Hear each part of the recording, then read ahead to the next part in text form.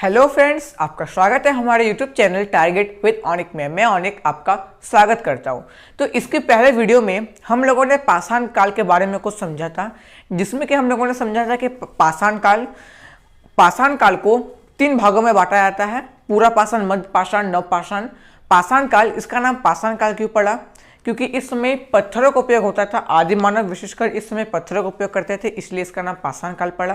पूरा पाषाण, मध्य पाषाण एवं नव पाषाण काल के बारे में हम लोगों ने डिटेल से समझा था। पाषाण काल को समझने से पहले भी हम लोगों ने एक महत्वपूर्ण टॉपिक के बारे में चर्चा किया था। हम लोगों ने देखा था कि इतिहास के जनक हेरोडोटस को कहते हैं। इतिहास को 3 भागों में बांटा जाता है। सबसे पहला प्राक ऐतिहासिक, इसको बोलते हैं प्री हिस्ट्री। दूसरा है आद्य ऐतिहासिक और तीसरा है ऐतिहासिक। इतिहास में मिलने वाले पुरातात्विक स्रोतों के आधार पर इतिहास को 3 भागों में बांटा जाता है: प्राग ऐतिहासिक, आद्य ऐतिहासिक और ऐतिहासिक। प्री हिस्ट्री, प्रोटो हिस्ट्री और हिस्ट्रिकल, इन तीनों भागों में बांटा जाता है। प्राग ऐतिहासिक में पुरातात्विक स्रोत मिले थे। पुरातात्विक स्रोत इसमें पाए गए थे। इसमें भी पुरातात्विक पाए गए थे, इसमें भी पुरातात्विक स्रोत पाए गए थे। लिखित स्रोत प्राग ऐतिहासिक में नहीं पाए गए थे, लेकिन आद्य ऐतिहासिक में लिखित स्रोत पाए गए, लेकिन उनकी भाषा समझ से बाहर थी। आज तक आद्य ऐतिहासिक के लिखित स्रोत को पढ़ा नहीं गया है। तो लिखित स्रोत तो मिले थे, लेकिन उसे पढ़ा नहीं गया है। और ऐतिहासिक में भी लिखित स्रोत मिले हैं, इसे पढ़ा भी जा चुका है। इसमें लिखित स्रोत मिले हैं और उसको पढ़ा भी गया है। और हम लोगों ने देखा था कि प्राग ऐतिहासिक के अंतर्गत आता है पाषाण काल, जिसके बारे में हम लोगों ने पहले वीडियो में भी चर्चा किया था। आद्य ऐतिहासिक में आते हैं सिंधु घाटी सभ्यता, इसके बारे में आगे चर्चा करेंगे। और ऐतिहासिक में आते हैं वैदिक काल और उसके बाद तक का, आज तक का इतिहास ऐतिहासिक में आता है। इसको हम लोगों ने समझा था। और ध्यान रखिएगा, इतिहास को उसके लिखित स्रोतों के आधार पर जो ये बंटवारा हुआ, यह बंटवारा जॉन ब्रूस नामक एक वैज्ञानिक ने किया था। जॉन ब्रूस नामक एक वैज्ञानिक ने यह बंटवारा को किया था। तो जॉन ब्रूस ने कहा कि लिखित स्रोतों के आधार पर इतिहास को हम 3 खंडों में विभाजित करेंगे: प्राक ऐतिहासिक, आद्य ऐतिहासिक और ऐतिहासिक। इसमें पुरातात्विक मिले हैं, तीनों से मिले हैं। प्राग ऐतिहासिक से लिखित स्रोत नहीं मिले हैं। आद्य ऐतिहासिक से लिखित स्रोत मिले हैं, लेकिन उसे पढ़ा नहीं गया है। और ऐतिहासिक से लिखित स्रोत मिले हैं, उसे पढ़ा भी गया है। तो इतिहास को जॉन ब्रूस ने लिखित स्रोत के आधार पर बांटा। इसके बाद हम लोगों ने देखा था, सबसे पहले हिस्ट्री के चैप्टर वाइज सबसे पहला चैप्टर आता है पाषाण काल, जिसमें कि हम लोग आदि मानव के बारे में पढ़ते हैं। तो पाषाण काल के बारे में हम लोगों ने समझा था। हम लोगों ने देखा था कि पाषाण काल में पत्थरों का उपयोग होता था। आदि मानव आग जलाने के लिए हो या शिकार करने के लिए बड़े बड़े पत्थरों का उपयोग करते थे, इसलिए इसका नाम स्टोन एज पाषाण काल पड़ा, उस काल का नाम। पाषाण काल को भी हम लोगों ने 3 भागों में बांटा था। 3 भागों में बांटा जाता है: पूरा पाषाण, मध्य पाषाण, नव पाषाण। 25 लाख से 12,000 बीसी तक पूरा पाषाण, 12,000 बीसी से 5,000 बीसी तक मध्य पाषाण और नव पाषाण 5,000 बीसी से 3,000 बीसी तक। इसको हम लोगों ने डिटेल से समझा था।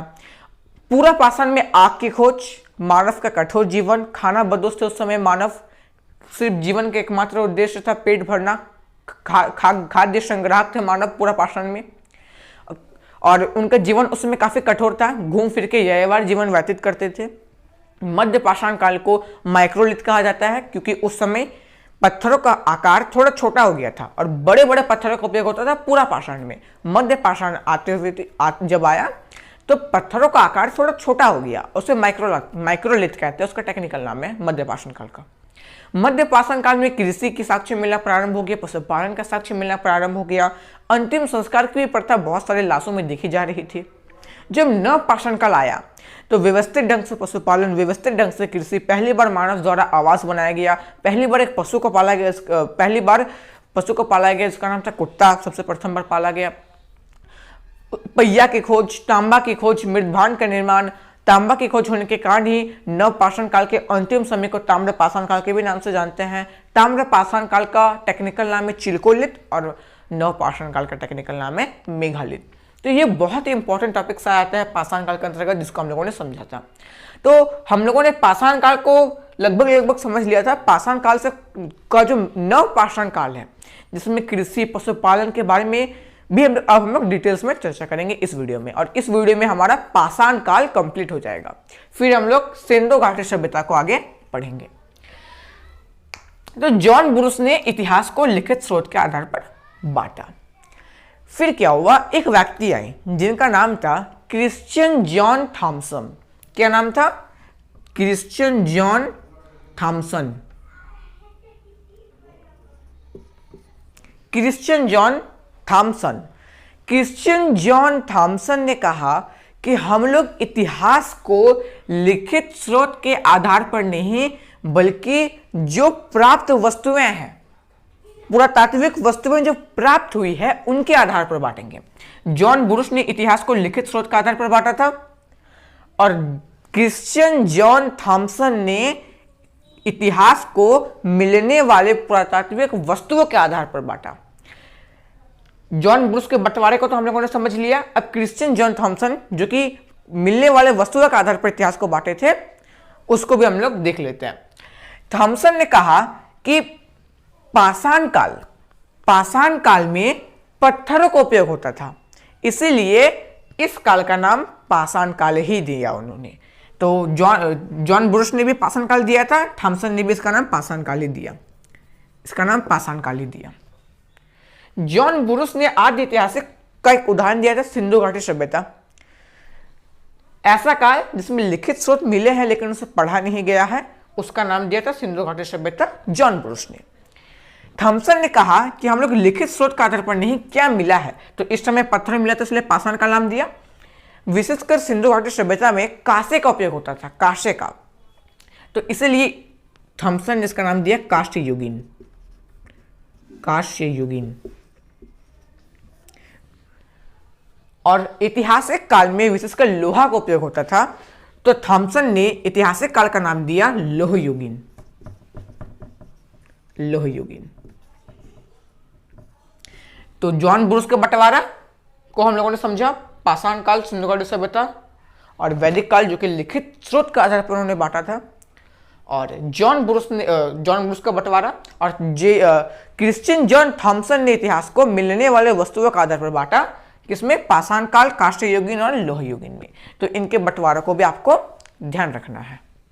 चलिए आगे देखते हैं। अब पाषाण काल से कुछ महत्वपूर्ण वन लाइनर क्वेश्चन पूछे जाते हैं। वन लाइनर क्वेश्चन पूछे जाते हैं, जैसे ये हम भारत का एक मैप बनाते हैं रफली, ये भारत का एक रफली मैप बनाते हैं।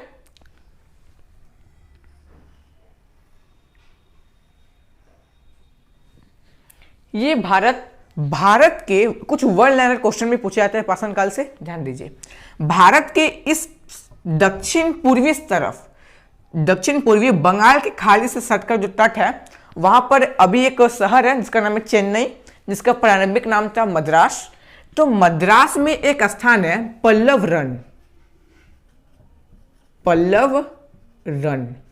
इस पल्लव रन में खोपड़ी का हड्डी मिला है, खोपड़ी का हड्डी पाया गया, खोपड़ी का हड्डी। तो ये भी एक कंकाल के ही अंतर्गत आएगा, कंकाल के अंतर्गत आएगा। तो क्वेश्चन पूछेगा, भारतीय उपमहादेश में सर्वप्रथम कंकाल या फिर खोपड़ी का हड्डी कहां पाया गया? तो मद्रास के पल्लव रन में। इसको आपको ध्यान रखना है। फिर भारत के एकदम मध्य में एक राज्य है मध्य प्रदेश, उसका एक महत्वपूर्ण स्थान है, इसका नाम है भीमबेटका।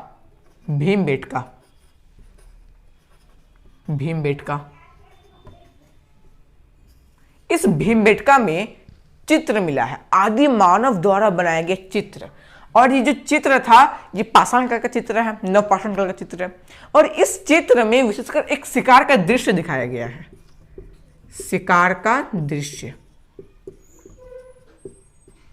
अर्थात एक आदि मानव बड़े बड़े पत्थर लेके एक किसी जानवर का शिकार कर रहा है, ऐसा एक दृश्य भीमबेटका में पाया गया है जो कि आदि मानव द्वारा बनाया गया था। और क्वेश्चन पूछेगा कि भारतीय उपमहादेश में सर्वप्रथम बनाया हुआ चित्र कहां पर पाया गया है, तो भीमबेटका में। और सर्वप्रथम कंकाल तो पल्लव रन। इसी तरह कश्मीर में एक स्थान है, कश्मीर में एक स्थान, इसका नाम है बुर्ज होम, बुर्ज होम। इस बुर्ज होम में गर्ता आवास देखा गया। क्या देखा गया? गर्ता आवास। अब क्या होता है गर्तावास? मिट्टी के नीचे किसी एक स्थान पे गड्ढा करके उसके नीचे रहना ही गर्तावास कहलाता है। तो बुर्ज होम में गर्तावास देखा गया। तो भारत उपमहादेश में पहली बार गर्तावास कहां देखा गया? बुर्ज होम में, बुर्ज होम में। और ये कहां पर है? कश्मीर में है। पहली बार चित्र कहां देखा गया? जो चित्र बनाया गया था शिकार का दृश्य, भीमबेटका में। और सबसे पहले कंकाल या फिर खोपड़ी का हड्डी, कंकाल मिला था। और वो कंकाल किसका था? खोपड़ी का हड्डी था। वो कहां मिला था? मद्रास के पल्लव रन में। तो ये कुछ वन लाइनर क्वेश्चन है जो कि मोस्ट इंपॉर्टेंट है। ये वन लाइनर खड़े खड़े क्वेश्चन पूछेगा जिसको आपको ध्यान रखना है। इसके अलावा भारत में बहुत सारे जैसे सिंधु सभ्यताएं आगे चल के, है ना, पाषाण काल से जबकि हम लोगों ने देखा कि वो पाषाण काल हो या सिंधु सभ्यता हो या वैदिक काल हो, इन तीनों से हमें पुरातात्विक मिला है। लिखित को छोड़ दीजिए, पुरातात्विक तो तीनों से मिला है, चाहे वो बर्तने हो, है ना, ऐतिहासिक काल में सिक्के मिले हैं, शिलालेख मिले हैं, बर्तन, मृतभांड, ये सब जो पाए गए हैं तो वो तीनों से पाए गए हैं।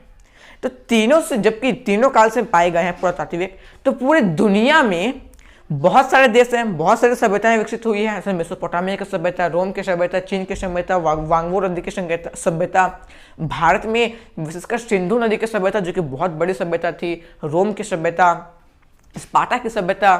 तो ये सब सभ्यताएं में बहुत पुरातात्विक वस्तुएं मिले हैं। तो पूरे दुनिया में, बल्कि पूरे विश्व में डेनमार्क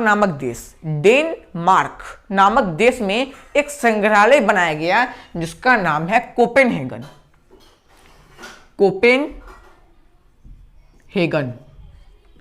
ये कोपेनहेगन क्या है? एक म्यूजियम है जो कि किस देश में है? डेनमार्क देश को पता ही आपको, डेनमार्क देश यूरोप में स्थित है। तो डेनमार्क देश पे एक संग्रहालय है कोपेनहेगन संग्रहालय, जो कि विश्व के पुरातात्विक वस्तुओं के लिए बहुत प्रमुख है। तो पूरे विश्व का पुरातात्विक वस्तुएं किस संग्रहालय में है? कोपेनहेगन। इसको आपको ध्यान रखना है। इसी तरह भारत में भी एक संग्रहालय है जो कि विशेषकर भारत के पुरातात्विक वस्तुएं जहां पर रखी हुई है। तो भारत में पुरातात्विक संबंधित एक महत्वपूर्ण संग्रहालय जिसका नाम है मानव संग्रहालय,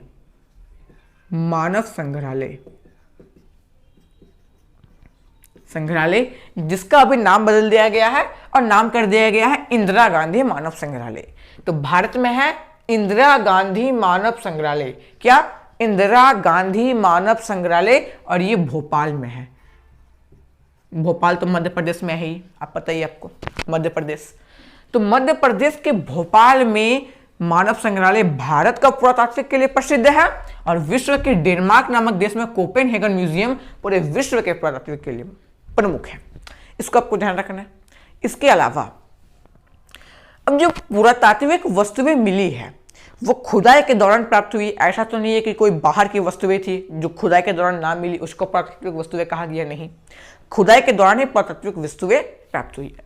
अब पुरातात्विक वस्तुएं प्राप्त करने के लिए पुरातात्विक विज्ञान, मतलब पुरातत्व के बारे में आपको अच्छे से पढ़ना पड़ेगा। तो पुरातात्विक विज्ञान पूरे विश्व में पुरातात्विक विज्ञान के जनक, पूरे विश्व में पुरातात्विक विज्ञान का जनक, विश्व में पुरातात्विक विज्ञान का जनक जॉन ब्रूस को कहा जाता है। आप तो जानती है जॉन ब्रूस कौन थे? ये वही जॉन ब्रूस है जिन्होंने इतिहास को 3 भागों में बांटा था लिखित स्रोत के आधार पर, प्राक ऐतिहासिक, आदि ऐतिहासिक और ऐतिहासिक काल। प्राक ऐतिहासिक, आदि ऐतिहासिक और ऐतिहासिक में। और भारत के पुरातात्विक विज्ञान के जनक कनिंघम को कहा जाता है। कनिंघम बहुत ही मोस्ट इंपॉर्टेंट क्वेश्चन में से है कि एक भी मिस मत कीजिएगा, सभी बहुत महत्वपूर्ण वन लाइनर क्वेश्चन बन जाते हैं। तो भारत के पुरातात्विक के जनक कनिंघम और विश्व के जॉन ब्रूस, विश्व का प्रमुख संग्रहालय कोपेनहेगन और भारत का मानव संग्रहालय जो कि भोपाल में है, इसको आपको ध्यान रखना है। इसके अलावा एक टॉपिक हम लोगों ने छोड़ दिया था कि मृतभांड जो था, मृतभांड भारत में नवपाषाण काल में मृतभांडों का निर्माण का प्रारंभ हो गया था मृतभांडों का निर्माण का। अब मृतभांड भी बहुत प्रकार के होते हैं, जैसे मृतभांड बहुत प्रकार के होते हैं, गैरिक मृतभांड, धूसर मृतभांड, लाल मृतभांड, काले मृतभांड, कृष्णचूड़ा मृतभांड, गैरिक मृतभांड, है ना। इस तरह बहुत तरह के मृतभांड होते हैं, जिनमें से एक मृतभांड है जिसका नाम है गेरुवर्णीय मृतभांड। क्या है? गेरुवर्णीय मृतभांड। गेरुवर्णीय मृतभांड, ये एक मृतभांड का ही टाइप है। सबसे पहले मृतभांड को समझिए, अगर किसी को मृतभांड नहीं पता, मृतभांड का मतलब होता है मिट्टी का बर्तन। ठीक है, मिट्टी के बर्तन को ही हम लोग मृतभांड के नाम से जानते हैं। तो एक मृतभांड जिसका नाम है गेरुवर्णीय मृतभांड, पाषाण काल में, विशेषकर नवपाषाण काल में सबसे अधिक अगर कोई मृतभांड मिला है तो वह गेरुवर्णीय मृतभांड होता है। और इस मृतभांड की विशेषता है कि इसका जो रंग है वह गेरुआ रंग है। गेरुआ, गेरुआ रंग तो आप लोग जानते होंगे, ईटा का जो कलर होता है ना, एक तरह से गेरुआ ही होता है। तो गेरुआ रंग का गेरुवर्णीय मृतभांड का उपयोग सबसे अधिक होता था नवपाषाण काल में। और अब नवपाषाण काल में भी एक स्थान है हस्तिनापुर। इस हस्तिनापुर से सबसे अधिक पाया गया।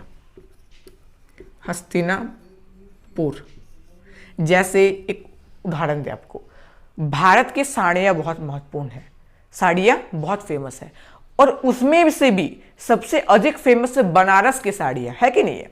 उसी तरह पाषाण काल में विशेषकर गेरुवर्णीय मृतभांड फेमस है।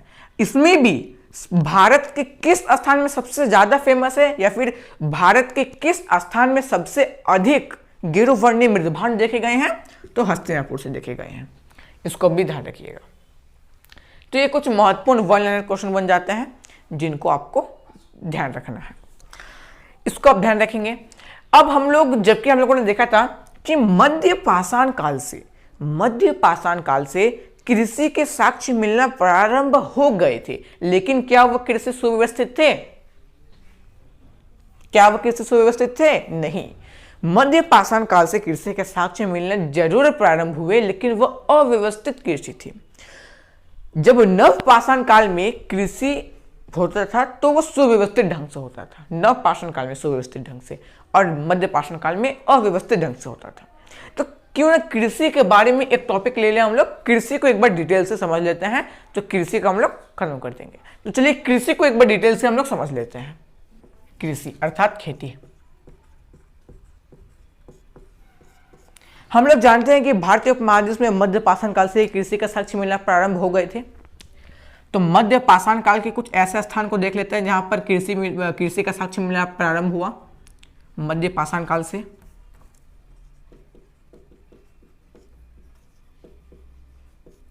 मध्य पाषाण काल से 3 ऐसे स्थान थे। मध्य पाषाण काल में 3 ऐसे स्थान थे जहां पर कृषि की शुरुआत हो गई थी, मतलब कृषि का साक्ष्य मिलना प्रारंभ हो गए थे। एक स्थान था, इसका नाम था आदमगढ़।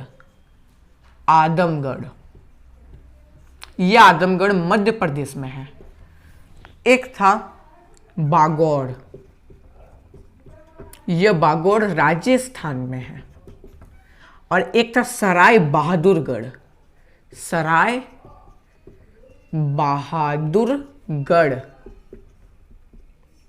और ये यूपी में है, मतलब उत्तर प्रदेश में है। ये तीनों स्थान में कृषि की शुरुआत हो गई थी, कृषि के साक्ष्य मिलना प्रारंभ हो गए थे सबसे पहले कब? मध्य पाषाण काल में। लेकिन ये तीनों ही कृषि ये तीनों ही कृषि क्या थी? अव्यवस्थित थी, अव्यवस्थित खेती थी। मध्य पाषाण काल में 3 ऐसे स्थान थे, आदमगढ़ मध्य प्रदेश, बागोड़ राजस्थान और सराय बहादुरगढ़ यूपी। ये तीनों स्थान थे जहां पर कृषि का साक्ष्य मिलना प्रारंभ हो गया सबसे पहले। और लेकिन एक कृषि कैसी थी? अव्यवस्थित कृषि थी। अब सुव्यवस्थित कृषि देखते हैं जो कि नवपाषाण काल में हुआ था। नवपाषाण काल में 2 महत्वपूर्ण ऐसे स्थान थे। एक था मेहरगढ़ और एक था लोहरा देव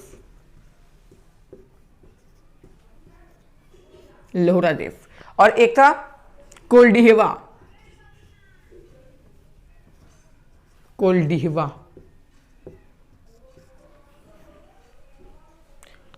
मेहरगढ़ तो पता ही आपको, वर्तमान पाकिस्तान में स्थित मेहरगढ़। लोहरा देव और कोल्डिवा ये दोनों यूपी में स्थान है। लोहरा देव, कोल्डिवा दोनों यूपी में है। क्या हुआ? मेहरगढ़, लोहरा देव, कोल्डिवा, जो कि मेहरगढ़ पाकिस्तान में आता है और लोहरा देव और कोल्डिवा यूपी में, इन तीनों स्थानों में कृषि देखी गई सबसे पहले, जो कि कैसी कृषि थी? सुव्यवस्थित कृषि थी।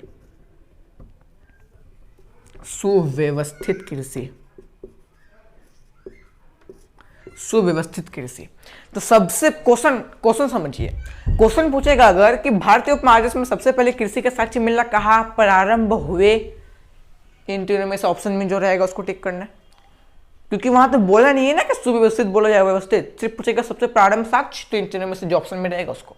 लेकिन अगर क्वेश्चन पूछेगा भारतीय उपमहादेश में सर्वप्रथम सुव्यवस्थित ढंग से कृषि के साक्ष्य कहां मिले, तो वो था लोहरा देव।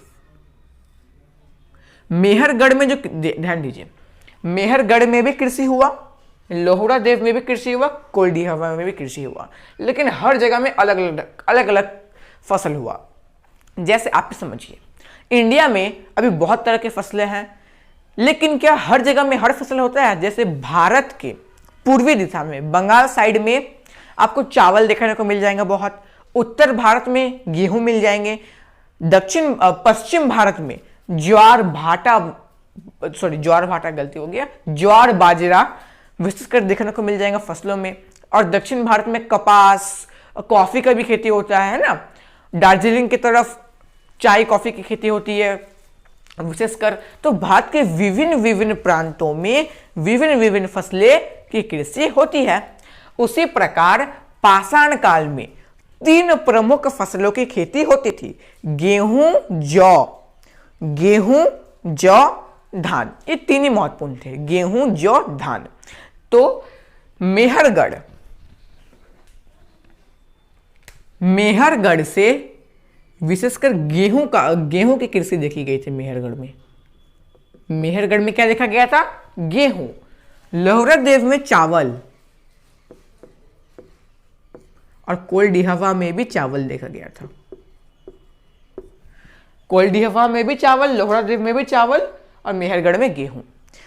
क्वेश्चन पूछिएगा, भारतीय और लोहरा देव में जो खेती हुई थी वो 8000 साल पहले हुई थी। लोहरा देव में खेती 8000 साल पहले, और कोल्डिवा में जो खेती हुई थी वो 7000 साल पहले हुए थे, 7000। और मेहरगढ़ में जो गेहूं की खेती हुई थी वो भी 7000 साल पहले हुई थी। तो आप ये देखिए ना, सबसे ज्यादा पहले कौन सी कृषि हुई? 8000 है ना, क्योंकि बीसी हमेशा उल्टा चलता है, तो 8000 साल। तो क्वेश्चन पूछेगा भारतीय उपमहादेश में सर्वप्रथम खेती के साक्ष्य कहां देखे गए थे? तो इन तीनों में से कोई क्वेश्चन में रहेगा, उसको टिक करना है। विशेषकर आदमगढ़ मेन आता है। लेकिन क्वेश्चन पूछेगा भारतीय उपमहाद्वीप में सर्वप्रथम सुव्यवस्थित ढंग से खेती के साक्ष्य कहां मिले थे? तो क्या होगा? लोहरा देव, क्योंकि यहां सबसे पहले 8000।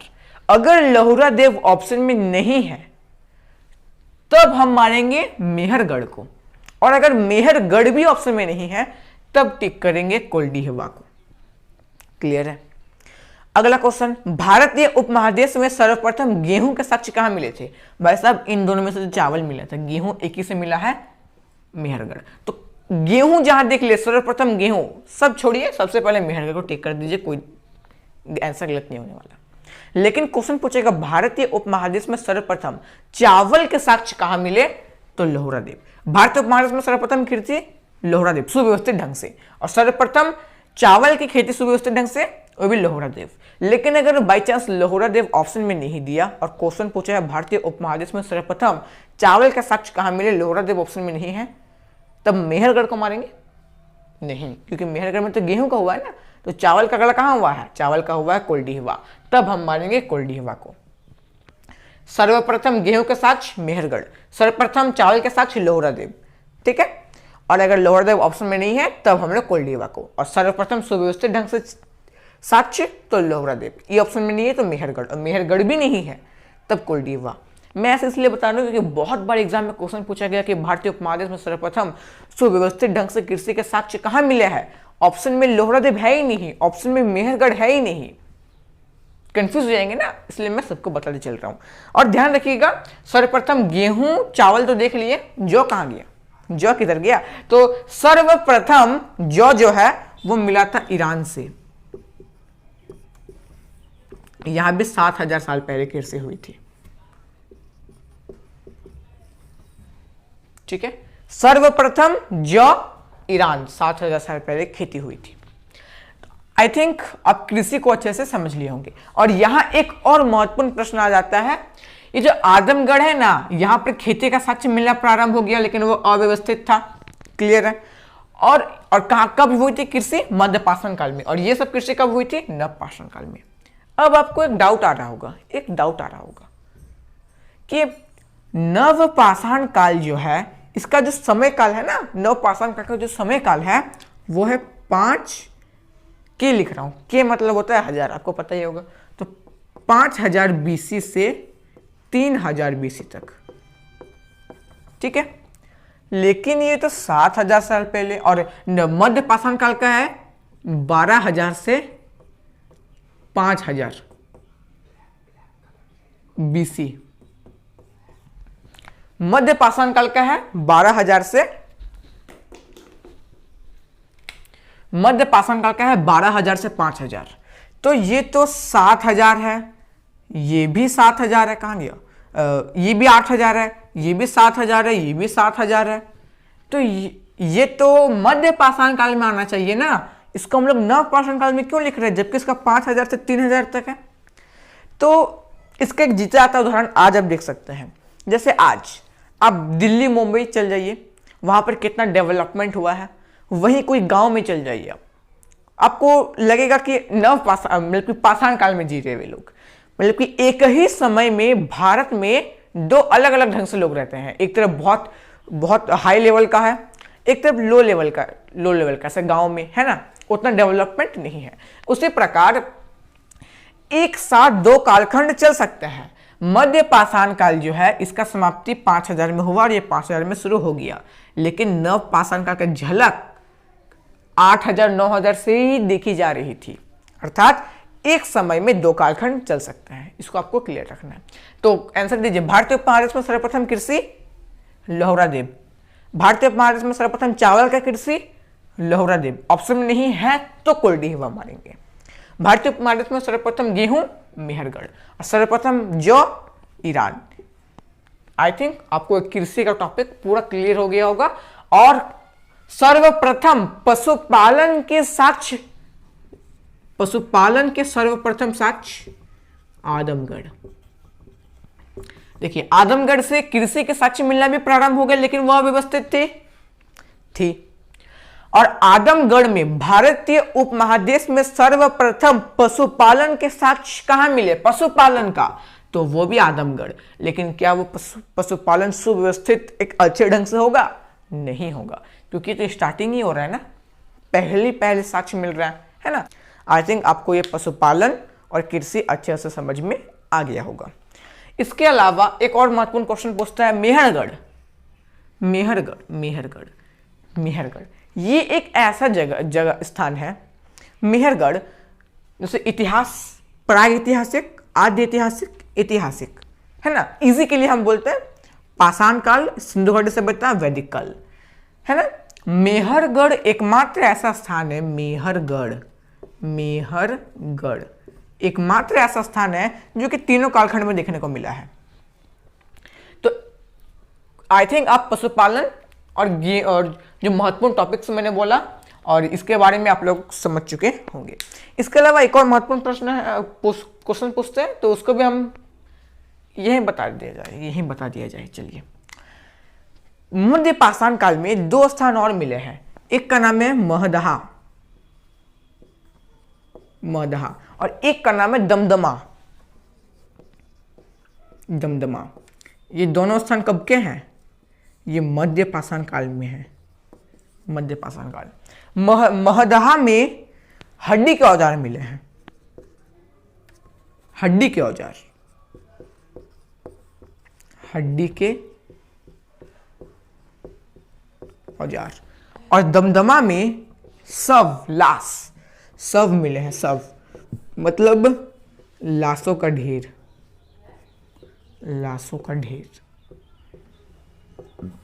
ये बस दमदमा में ही देखा गया, क्योंकि मैंने बार बार कहा है कि मध्य पाषाण काल में लाशों का ढेर मिलना प्रारंभ ही हुआ था, हर स्थान में नहीं मिलता था। तो सिर्फ दमदमा में ही मध्य पाषाण काल में लाशों का ढेर देखा गया और महदहा में हड्डी के औजार देखे गए।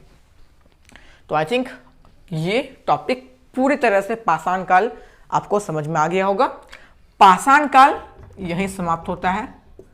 पाषाण काल से इससे बाहर क्वेश्चन नहीं पूछते हैं। बहुत डिटेल से हम लोगों ने पाषाण काल को समझ लिया, 2 वीडियो के माध्यम से पाषाण काल को समझ लिया। अब पाषाण काल की जो समाप्ति थी वो 3000 ईसा पूर्व में हो चुकी थी। और जब हम लोग सिंधु घाटी सभ्यता पढ़ेंगे तो पढ़ेंगे कि सिंधु सभ्यता का शुरुआत होता है लगभग 2500 2500 ईसा पूर्व में। तो ये 500 साल का गैप कहां हो गया? तो हम लोग जानते हैं कि पाषाण काल का जो नव पाषाण काल था उसमें डेवलपमेंट तो था, लेकिन इतना डेवलपमेंट नहीं था कि एक ही क्षण में कुछ ही वर्षों बाद वो एक नगरीय सभ्यता का रूप ले ले, क्योंकि सिंधु घाटी सभ्यता एकमात्र एक नगरीय सभ्यता थी एक तरह से। तो नव पाषाण काल डेवलप तो था, लेकिन इतना नहीं था कि एक क्षण में वो नगरीय सभ्यता का रूप ले ले। तो धीरे धीरे मानवों को नगरीकरण में जाने के लिए कुछ समय तो चाहिए। धीरे धीरे 500 साल के बाद सिंधु घाटी सभ्यता का उत्थान हुआ। और ये जब पढ़ेंगे सिंधु घाटी सभ्यता तो पढ़ेंगे कि सिंधु घाटी सभ्यता का जो मनुष्य है ना, वो मध्य एशिया का मेसोपोटामिया सभ्यता के पश्चिमी भाग से आए थे। मध्य एशिया के मेसोपोटामिया की सभ्यता के पश्चिमी भाग से व्यक्ति आए, भारत के उत्तर पश्चिम प्रांत सिंधु नदी के किनारे बस गए और सिंधु घाटी सभ्यता का उद्भव हुआ और यहाँ हम लोग का पाषाण काल समाप्त हो गया। तो आई थिंक पाषाण काल का चैप्टर एकदम क्लियर होगा। मैं कोशिश करूंगा कि अगला वीडियो जो है वो पाषाण काल का टेस्ट के रूप में अपलोड करूं, जिसमें कि पाषाण काल का हम लोग 20-25 क्वेश्चन कर लेंगे और फिर सिंधु घाटी सभ्यता को पढ़ूं। तो आई होप आप इस वीडियो को समझे होंगे। अगली वीडियो का वेट करें। जय हिंद।